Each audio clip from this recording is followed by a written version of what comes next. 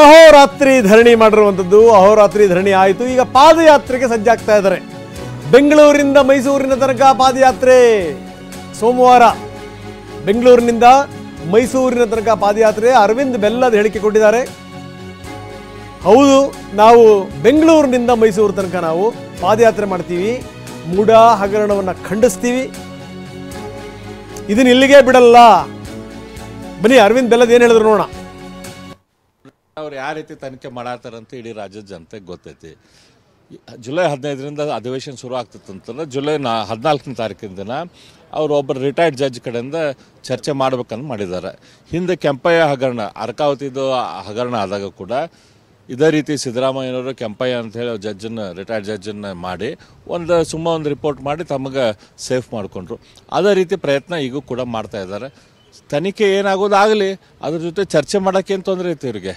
ಇವರು ನಿಜವಾಗಿ ಏನು ಹಗರಣದಲ್ಲಿ ಭಾಗ ಆಗಿಲ್ಲ ಅಂತಂತಂದ್ರೆ ಚರ್ಚೆ ಮಾಡಲಿ. ಅದ್ರ ಮೂಲಕ ಏನಿದೆ ಜನರಿಗೆ ಸತ್ಯಾಸತ್ಯತೆ ಹೊರಗೆ ಬರ್ತೈತಿ. ಚರ್ಚೆ ಆಗಿದೆ, ನಮ್ಮ ಪಾರ್ಟಿಯಲ್ಲಿ ಅದ್ರ ಬಗ್ಗೆ ಚರ್ಚೆ ಮಾಡಿದ್ದೇವೆ. ಸೋಮವಾರ ಬೆಂಗಳೂರಿಂದ ಮೈಸೂರು ತನಕ ಪಾದಯಾತ್ರೆ ಮಾಡ್ತೇವೆ. ಕನ್ಫರ್ಮ್ ಆಗಿದೆ ಸರ್? ಹೌದು, ಮಾಡ್ತೇವೆ. ಈಗ ಈ ದೊಡ್ಡ ಹಗರಣ, ಸುಮಾರು 4,000 ಕೋಟಿ ಹಗರಣ ಐತಿ. ಮುಖ್ಯಮಂತ್ರಿಗಳು ಅವ್ರ ಕುಟುಂಬದವರು ಇದರಲ್ಲಿ ಭಾಗಿದಾರ ಆಗಿದಾರಂತ ದಿನಕ್ಕೆ ದಾಖಲೆಗಳು ಹೊರಗೆ ಬರತ್ತವು. ಚರ್ಚೆ ಬಗದಷ್ಟು ಹೊರಗೆ ಬರತೈತಿ. ಇದ್ರ ಬಗ್ಗೆ ಸತ್ಯಾಸತ್ಯತೆ ಏನೈತಿ ಜನರ ಮುಂದೆ ಹೊರಗೆ ಬರಲಿ.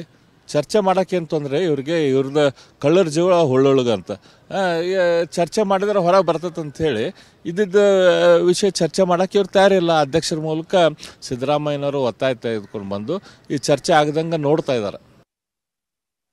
ನ್ಯಾಯಾಂಗ ತನಿಖೆಗೆ ಆದೇಶ ಕೊಟ್ಟಂಥ ಸಂದರ್ಭದಲ್ಲಿ ಈ ರೀತಿ ಧರಣಿ ಮಾಡೋದ್ರಿಂದ ಏನು ಪ್ರಯೋಜನ? ಇವ್ರು ಯಾಕೆ ಧರಣಿ ಮಾಡಬೇಕಾಗಿತ್ತು ಅಂತ ಪ್ರಶ್ನೆ ಮಾಡ್ತಾ ಇದ್ದಾರೆ ಲಕ್ಷ್ಮಣ್ ಸವದಿ. ನೋಡಿ, ಈಗಾಗಲೇ ನ್ಯಾಯಾಂಗ ತನಿಖೆ ಆಗಿರೋದ್ರಿಂದ ಒಂದು ಕಡೆ ನ್ಯಾಯಾಂಗ ತನಿಖೆ ಕೊಟ್ಟಾಗ ಇಲ್ಲಿ ಚರ್ಚೆ ಮಾಡ್ತಕ್ಕಂಥದ್ದು ಸೂಕ್ತ ಅಲ್ಲ ಅನ್ನುವಂಥ ಅಭಿಪ್ರಾಯಕ್ಕೆ ಇವತ್ತು ಸ್ಪೀಕರ್ ಅವರು ಕೊಟ್ಟಿರ್ತಕ್ಕಂಥ ತೀರ್ಮಾನ. ಇದು ಏನು ಹೊಸದಾಗಿ ಇವತ್ತು ನಿನ್ನೆ ಆಗಿರೋದಲ್ಲ. ಸುಮಾರು 10 ವರ್ಷಗಳ ಹಿಂದೆ ಆಗಿರ್ತಕ್ಕಂಥ ಇದೆಲ್ಲನೂ. ಇದು ಎಲ್ಲ ಪಾರ್ಟಿಯವರು ಇದ್ದಾರೆ ಇದರಾಗಿ ಯಾರೂ ಕೂಡ ಸಜ್ಜನರು ಅಂತ ಹೇಳೋಕ್ಕಾಗಲ್ಲ. ಸಿದ್ದರಾಮಯ್ಯನವರ ಮನೆಯವರಿಗೆ ಕೊಟ್ಟಿರ್ತಕ್ಕಂಥದ್ದು ನ್ಯಾಯಸಮ್ಮತ ಮತ್ತು ಕಾನೂನುಬದ್ಧವಾಗಿರ್ತಕ್ಕಂಥದ್ದು. ಇದ್ರ ಬಗ್ಗೆ ನ್ಯಾಯಾಂಗ ತನಿಖೆ ಆಗಿ ಅದರ ವರದಿ ಬಂದ ಮೇಲೆ ಚರ್ಚೆ ಮಾಡೋದು ಸೂಕ್ತ ಅಂತಕ್ಕಂಥ ಅಭಿಪ್ರಾಯಕ್ಕೆ ಈಗಾಗಲೇ ಎಲ್ಲರೂ ಹೇಳಿರ್ತಕ್ಕಂಥ. ಮತ್ತು ನಾವು ಕೂಡ ಹೇಳಿದ್ದೀವಿ, ನ್ಯಾಯಾಂಗ ತನಿಖೆ ನಡೆಯುವಾಗ ನೀವು ಯಾಕೆ ಇದ್ರ ಮಧ್ಯೆ ಇದನ್ನು ಚರ್ಚೆಗೆ ತಗೋತೀರಿ? ಮತ್ತು ಅನೇಕ ಕಡೆ ನ್ಯಾಯಾಲಯದಲ್ಲಿ ಇದ್ದಂಥ ಸಂದರ್ಭದಲ್ಲಿ ಸಬ್ ಜುಡಿಸ್ ಆಗುತ್ತೆ ಅನ್ನೋದು ಎಲ್ಲರಿಗೂ ಇದು ಅರಿವು ಇರ್ತಕ್ಕಂಥದ್ದು. ಅನಾವಶ್ಯಕವಾಗಿ ಇವತ್ತು ಧರಣಿ ಮಾಡಿ ಹಗಲು ರಾತ್ರಿ ಮಲ್ಕೊ ಏನು ಪ್ರಯೋಜನ? ಇದು ಇದರಲ್ಲಿ ಯಾವ ಸೆಕ್ರೆಟ್ ಯಾವುದಿದೆ? ಎಲ್ಲ ಡಾಕ್ಯುಮೆಂಟ್ಸ್ ಓಪನ್ ಇದೆಯಲ್ಲ. ಏನು ಚರ್ಚೆ ಮಾಡ್ತಾರೆ? ಸಬ್ ಜುಡಿಸ್ ಆಗುತ್ತೆ ಅನ್ನೋ ಕಾರಣಕ್ಕೆ ಅವರು ಸ್ಪೀಕರ್ ಅವರು ಕೊಟ್ಟಿಲ್ಲ. ಬರೀ ಇದ್ರ ಬಗ್ಗೆ ಹೆಚ್ಚಿನ ವಿವರಗಳನ್ನು ಪಡೆಯೋಣ. ನಮ್ಮ ಪ್ರತಿನಿಧಿ ಸುನಿಲ್ ಈಗ ನಮ್ಮೊಂದಿಗೆ ನೇರ ಸಂಪರ್ಕದಲ್ಲಿದ್ದಾರೆ. ಸುನಿಲ್, ನಾವು ನೋಡ್ತಾ ಇದ್ದೀವಿ ನಿನ್ನೆಯಿಂದ ಇಲ್ಲಿ ತನಕ ಆಗಿರುವಂಥ ಪ್ರಹಸನಗಳು. ನಿನ್ನೆ ಎಲ್ಲ ಅವರು ಹಾಸಿ ಹೊದ್ದು ಮಲಗಿದ್ದು ನೋಡಿದ್ವಿ. ಜೊತೆಗೊಂದಿಷ್ಟು ಕಲ್ಚರಲ್ ಆ್ಯಕ್ಟಿವಿಟೀಸ್ ಇತ್ತು. ಕೆಲವರು ಡೈಲಾಗ್ ಹೊಡಿತಾ ಇದ್ರು, ಕೆಲವರು ಡ್ಯಾನ್ಸ್ ಮಾಡ್ತಾ ಇದ್ರು, ಕೆಲವರು ತಾಳ ಹಾಕ್ತಾ ಇದ್ರು, ಕೆಲವರು ಹಾಡು ಹೇಳ್ತಾ ಇದ್ರು. ಒಂದಾ ಎರಡ ವಿಧಾನಸೌಧ ಇಂಥ ಹಲವಾರು ಸಂಗತಿಗಳಿಗೆ ಸಾಕ್ಷಿಯಾಗಿದೆ. ಪ್ರಶ್ನೆ ಬೇರೆ ನಂಬರ್ 1. ನಂಬರ್ 2, ಬೆಳಗ್ಗೆ ನೋಡ್ತಾ ಇದ್ದೀವಿ ವ್ಯಾಯಾಮಗಳೆಲ್ಲವೂ ಕೂಡ ಶುರುವಾಗಿದೆ. ಕೇವಲ ಇಷ್ಟು ಮಾತ್ರ ಅಲ್ಲ, ನೀವು ಚರ್ಚೆಗೆ ಅವಕಾಶ ಕೊಡಲಿಲ್ಲ ಅಂತಂದರೆ ನಾವು ಬಿಡೋದೇ ಇಲ್ಲ. ಇದ್ರ ಹಿಂದಿರುವಂಥ ತಂತ್ರಗಾರಿಕೆ ನಮಗೆ ಗೊತ್ತಿದೆ. ಬೇಕು ಅಂತಲೇ ನೀವು ನ್ಯಾಯಾಂಗ ತನಿಖೆ ಕೊಟ್ಟಿದ್ದೀರಿ, ಇದು ಸಬ್ ಜುಡಿಸ್ ಆಗಲಿ ಅನ್ನುವಂಥ ಕಾರಣಕ್ಕೋಸ್ಕರ. ಆದರೆ ನಾವು ಯಾವುದೇ ಕಾರಣಕ್ಕೂ ಚರ್ಚೆ ಮಾಡದೇ ಬಿಡಲ್ಲ, ಹೋರಾಟ ಮಾಡ್ತೀವಿ ಅನ್ನುವಂಥದ್ದು ಪಾದಯಾತ್ರೆಗೂ ಕೂಡ ಚಿಂತನೆ. ನಿನ್ನೆಯಿಂದ ಇಲ್ಲಿ ತನಕ ಏನೇನು ಡೆವಲಪ್ಮೆಂಟ್ಗಳಾಗಿದೆ ಸುನಿಲ್?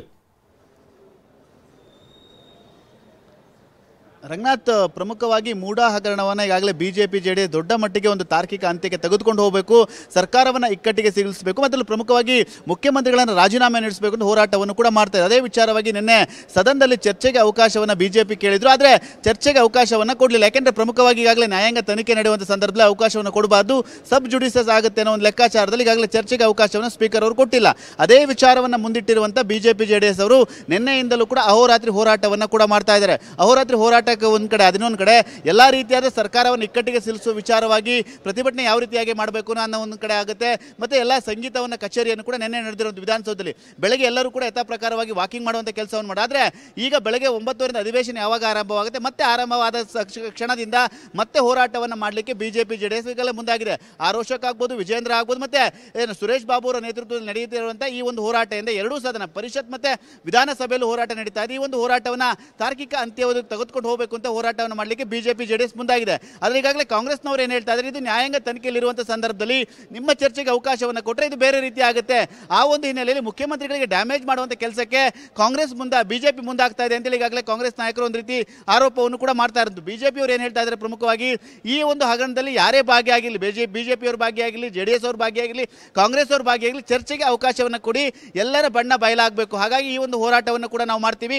ಎಲ್ಲೋ ಒಂದು ಕಡೆ ಮುಖ್ಯಮಂತ್ರಿಗಳ ಮೇಲೆ ಮತ್ತು ಮುಖ್ಯಮಂತ್ರಿಗಳ ಕುಟುಂಬದವರ ಮೇಲೆ ಗಂಭೀರವಾಗಿ ಆರೋಪ ಬಂದಿರೋ ಹಿನ್ನೆಲೆಯಲ್ಲಿ ಈ ಒಂದು ಪ್ರಕರಣವನ್ನು ಮುಚ್ಚಾಕ್ಲಿಕ್ಕೆ ಈ ರೀತಿಯಾದ ಒಂದು ಚರ್ಚೆಗೆ ಅವಕಾಶವನ್ನು ಕೊಡ್ತಾ ಇಲ್ಲ. ಚರ್ಚೆಗೆ ಒಂದು ಪಕ್ಷದ ಅವಕಾಶವನ್ನು ಕೊಟ್ಟರೆ ಎಲ್ಲ ವಿಚಾರಗಳು ಹೊರಗಡೆ ಬರುತ್ತೆ. ಹಾಗಾಗಿ ಚರ್ಚೆಗೆ ಅವಕಾಶವನ್ನು ಕೊಡ್ತಾ ಇಲ್ಲ ಅಂತೇಳಿ ಬಿಜೆಪಿ ನಾಯಕರು ಆರೋಪ ಮಾಡ್ತಾ ಇದ್ದಾರೆ. ಇದೇ ವಿಚಾರವಾಗಿ ನಿನ್ನೆಯಿಂದಲೂ ಕೂಡ ಅಹೋರಾತ್ರಿ ಹೋರಾಟ ನಡೀತಾ ಇದೆ. ಇವತ್ತು ಕೂಡ ಮತ್ತೆ ಸದನ ಆರಂಭವಾದ ಕ್ಷಣದಿಂದ ಹೋರಾಟ ಕೂಡ ನಡೆಯುತ್ತೆ. ಈ ಒಂದು ಹಿನ್ನೆಲೆಯಲ್ಲಿ ವಿಧಾನ ಪರಿಷತ್ ಮತ್ತು ವಿಧಾನಸಭೆಯಲ್ಲಿ ದೊಡ್ಡ ಮಟ್ಟಿಗೆ ಹೋರಾಟವನ್ನು ಮಾಡಲಿಕ್ಕೆ ಈಗಾಗಲೇ ಬಿಜೆಪಿ ಜೆಡಿಎಸ್ ಪ್ಲಾನ್ ಮಾಡಿಕೊಂಡಿದೆ. ಅದರ ಮುಂದುವರೆದ ಭಾಗವಾಗಿ ಸೋಮವಾರ ಬೆಂಗಳೂರಿಂದ ಮೈಸೂರಿಗೆ ಪಾದಯಾತ್ರೆ ಮೂಲಕ ಈ ಒಂದು ಮೂಢ ಹಗರಣವನ್ನು ರಾಜ್ಯದ ಜನರಿಗೆ ಬೆಳಕನ್ನು ಚೆಲ್ಲಕ್ಕೆ ಎಲ್ಲ ಸಿದ್ಧತೆಗಳನ್ನು ಕೂಡ ಮಾಡಿಕೊಂಡಿರುವಂಥದ್ದು. ಇದೇ ರೀತಿಯಾಗಿ ಈಗಾಗಲೇ ಒಂದು ಕಡೆ ದೊಡ್ಡ ಮಟ್ಟಿಗೆ ಈಗಾಗಲೇ ವಾಕ್ಸಮರ ಬಿಜೆಪಿ ಮತ್ತೆ ಕಾಂಗ್ರೆಸ್ ನಡುವೆ ನಡೀತಾ ಇದೆ. ಇದನ್ನು ತಾರ್ಕಿಕ ಅಂತ್ಯಕ್ಕೆ ಯಾವ ರೀತಿಯಾಗಿ ಬಿಜೆಪಿ ಜೆಡಿಎಸ್ ತೆಗೆದುಕೊಂಡು ಹೋಗ್ತಾರೆ ಕಾದ್ ನೋಡಬೇಕಾಗಿರುವಂತ ರಂಗನಾಥ್. ಓಕೆ ಧನ್ಯವಾದ ತಮ್ಮ ಮಾಹಿತಿಗೆ.